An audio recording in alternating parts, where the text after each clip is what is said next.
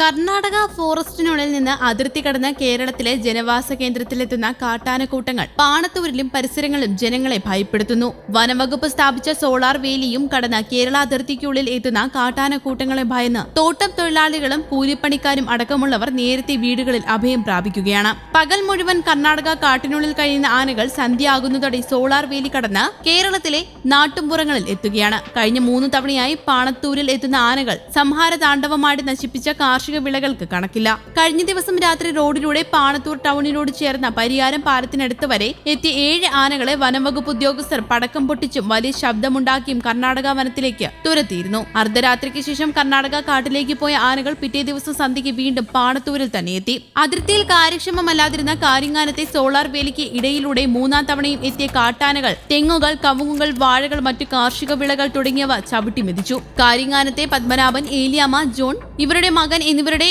Acre കണക്കിനുള്ള തോട്ടങ്ങളിൽ ആനക്കൂട്ടങ്ങൾ നാശം വിതച്ചു. കുലച്ച വാഴകളെല്ലാം തകർത്തെറിഞ്ഞു. 8 തെങ്ങുകളാണ് പൊട്ടിച്ചിട്ടത്. അവിടെ നിന്ന് റോഡ് വഴിയാണ് പാണത്തൂർ ടൗണിലേക്ക് നീങ്ങിയത്. ജനവാസ കേന്ദ്രത്തിൽ ഇറങ്ങിയ ആനകൾ പത്മനാഭന്റെ വീട് വരെ എത്തി. ഈ ഭാഗത്ത് കുറേയേറെ വീടുകളുണ്ട്. ആനകൾ കൂട്ടത്തോടെ എത്തിയപ്പോൾ വീട്ടുകാർ ഭയന്നു. അവിടെ നിന്ന് ഒച്ച വച്ചപ്പോഴാണ് തോട്ടങ്ങളിലേക്ക് നീങ്ങിയത്. സന്ധ്യയാകുമ്പോൾ ഇറങ്ങുന്ന ആനകൾ റോഡിലൂടെ വരുന്നത് കാരണം ജനങ്ങൾ പലരും നേരത്തെ സ്ഥലം വിടുകയാണ്. തൊഴിലാളികൾ നേരത്തെ ജോലി മതിയാക്കിയാണ് വീടുകളിലേക്ക് പോകുന്നത്. കാർഷിക വിളകൾ വ്യാപകമായി നശിപ്പിക്കുന്നുണ്ടെങ്കിലും ആൾക്കാരെ ഒന്നും ഇതുവരെ ആനകൾ ദ്രോഹിച്ചിട്ടില്ലെന്ന് ഈ നാട്ടുകാർ പറയുന്നു. ആൾക്കാരെ ദ്രോഹമൊന്നും ഇതുവരെ ഉണ്ടായിട്ടില്ല. പക്ഷെ റോഡ് വഴിയാ വരുന്നത്. അതുകൊണ്ട് ആൾക്കാർക്ക് പേടിയപ്പോ സന്ധ്യാന്നതിന് മുമ്പിൽ എല്ലാരും വീട്ടിൽ വരുന്നത്. ഫോറസ്റ്റിന്റെ സൈഡ് ആയതുകൊണ്ട് പേടിയാന്ന്. എപ്പോ അങ്ങോട്ട് ഇറങ്ങുന്നെന്ന് അറിയില്ലല്ലോ. വീടെല്ലാം ഉണ്ട് ഇവിടെ അടുത്ത്. അതുകൊണ്ട് ഇന്നലെ ഒരു വീട്ടിന്റെ വാതക്ക് തന്നെ പോയി ആന. അതുകൊണ്ട് പേടിയുണ്ട് എല്ലാവർക്കും. ആന കഴിഞ്ഞ ആഴ്ച തൊട്ട് വരാൻ തുടങ്ങിയത്. ഈ ഞായറാഴ്ച വന്നു, ഇന്നലെ വന്നു. പിന്നെ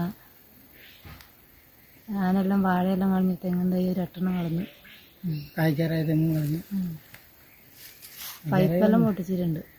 ഈ അടുക്ക് വന്നപ്പോ പടക്കെല്ലാം പൊട്ടിച്ച് ഓടിച്ചതാണ്. അതിനുശേഷം ഇന്നലെ വീണ്ടും വന്നു.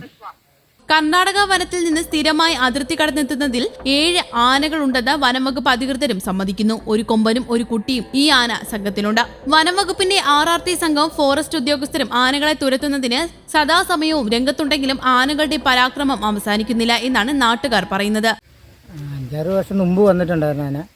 പിന്നെ ഇവിടെ വന്ന് ഈ വർഷം വന്നിട്ട് 2-3 വർഷമായിട്ട് വന്നു. വാഴ കുറെ കളഞ്ഞു, ഏത്തവാഴ ഫുള്ള് കഴിച്ചു. അതുകൊണ്ട് കവുങ്ങൊന്നും അങ്ങനെ ഇതാക്കിയില്ല. എന്നാലും കവുങ്ങ് കളഞ്ഞു. ഒരു 8 തെങ്ങോളം കഴിച്ചു. കായ്ക്കാറായ തെങ്ങും പിന്നെ തൈക്കവുങ്ങലായിട്ട് നശിപ്പിച്ചിട്ടുണ്ട്. ആനയെ കൊണ്ട് ഭയങ്കര ശല്യമാണ്. കർണാടക ഫോറസ്റ്റിൽ നിന്നാണ് കൂടുതലും ഇങ്ങോട്ട് വരുന്നത്. സോളാർ ഇട്ടിട്ടുണ്ട്. അന്നേരം ആന അത് പൊളിച്ചിട്ട് കയറി വരുന്നത് എപ്പോഴും. അങ്ങനെ ഒരു ഇതാണ്.